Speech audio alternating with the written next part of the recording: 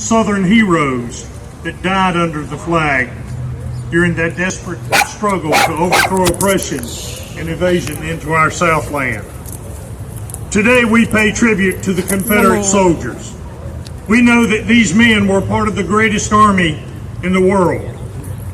And I am confident that those Confederate soldiers would have me come before you today with no apologies and no regrets. The men for whom I speak gave their all to preserve their homes, their land, and the country that they loved. They spared no sacrifice to win what they considered that second great war for independence. They cannot speak of the challenges and suffering they endured. It now becomes our duty. We are their representatives. We must speak for them. We are challenged daily to emulate their virtues, perpetuate their principles, cherish their ideals and beliefs, and teach the history of their struggle.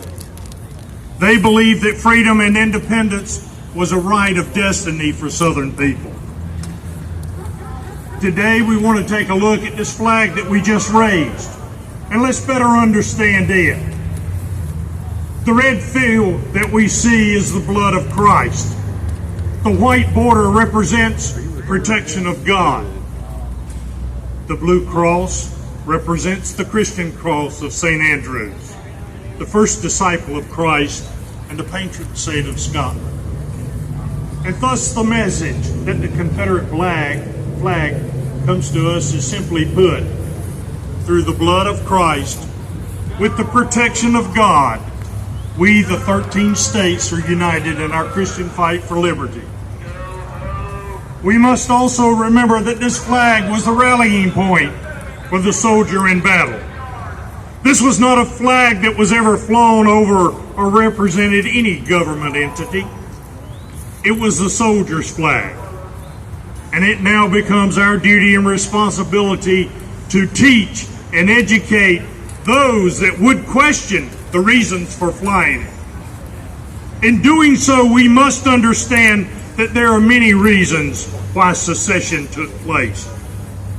The most important aspect of secession is the belief that each of the United States had the independent right to leave the Union.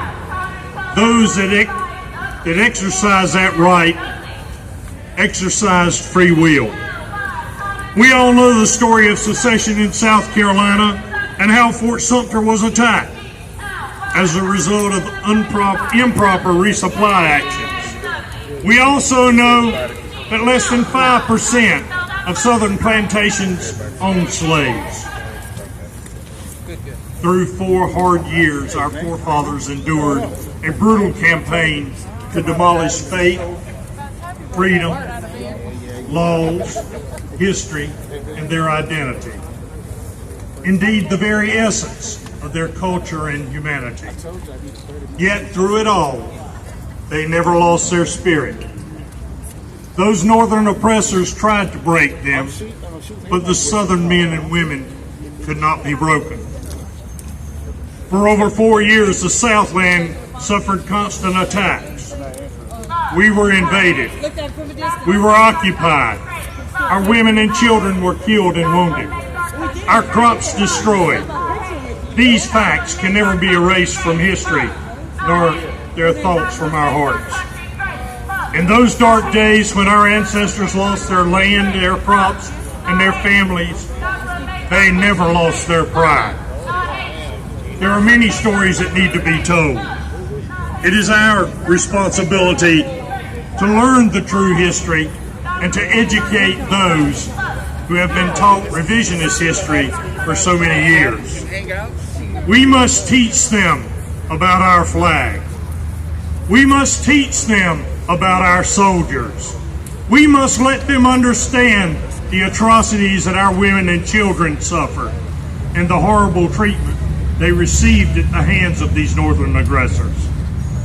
The world has never known anything like the spirit of the Southern fighting man. These great men had something else in common. Every one of them understood that it was not just one person that was powerful. It was unity. It was belief in a cause. This formed the foundation for their defense of freedom and the cornerstone for the defense that we have. These great men were prepared to give that supreme sacrifice. Our ancestors were strong in their belief, steadfast in their love of their family. These men and women were people of faith. They believed in God. They also believed that He would take them through their trials and tribulations. Duty, honor, country were ingrained on their minds and in their hearts. This belief should be in our hearts and foremost in our minds as we prepare to defend them and their honor. Our ancestors did not win freedom together. They did not survive their horrors together. They did not face down all this evil together only to lose freedom or to lack any pride or confidence in their values. They did not, and we will not. We will never, ever back down. As long as we remember our history, we know how to build on our future. The fundamental question of our time is whether we have the will to survive. Do we have the confidence and the values to defend them at any cost? Do we have enough respect for our history to protect our heritage? Do we have the desire and the courage to preserve our future in the face of those who would subvert and destroy it? Our own fight does not begin on the battlefield. It begins with our minds, our wills, and our souls.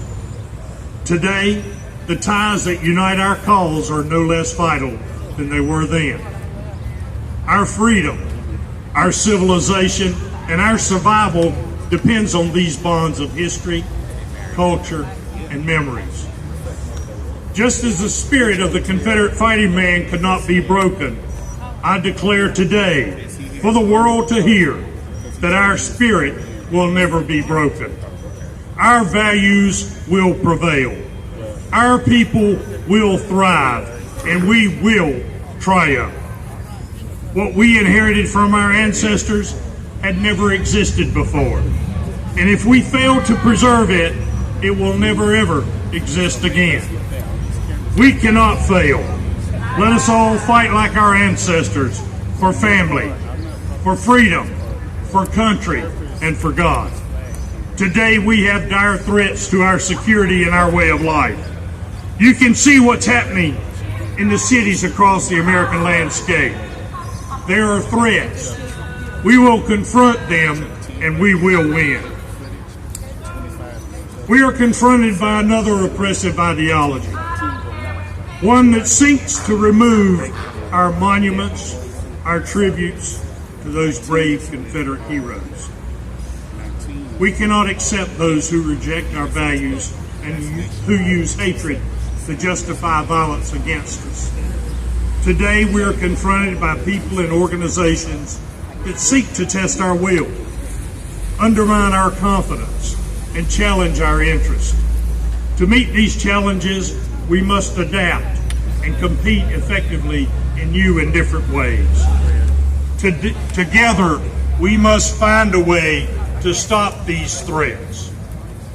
For if they're left unchecked, they'll undermine our courage, sap our spirit, and weaken our will to defend ourselves and our Southern society. But just as our adversaries and enemies of the past learned, we know that these forces are doomed to fail if we want them to fail. They are doomed because our allegiance is strong, our people are resilient, and our power is unmatched. Our adversaries are doomed because we will never forget who we are. And if we don't forget who we are, we cannot be beaten. Southerners will never forget. Finally, as we celebrate the Southern symbol of freedom and liberty, some questions should be uppermost in our mind. How will we defend our flag and the Confederate soldiers' good name? How will we be remembered to future generations? Are we worthy to carry on that name of that great Confederate ancestor? As we fight these battles, I ask you to consider one thing, and I would challenge you to let the world see the principles of Lee, that great general that led the South. The dedication of Jackson, for no one was more dedicated than he. The Christian character of Stewart, and the determination of Forrest as a shining example for all to follow. We need to fight as they fought. We need to fight for duty, honor, and our Christian way of life in the land that we hold so dear. In closing, I ask that you remember the words of Reverend Robert Louis Dabney. He was the chaplain for General Stonewall Jackson. He was the man that Jackson turned to for spiritual support. His words are very simple. Sirs, you have no reason to be ashamed of your Confederate dead. See to it, they have no reason to be ashamed of you. Amen. Thank you, ladies and gentlemen. May God bless each and every one of you, and may God bless and watch over our great Dixie. Woo!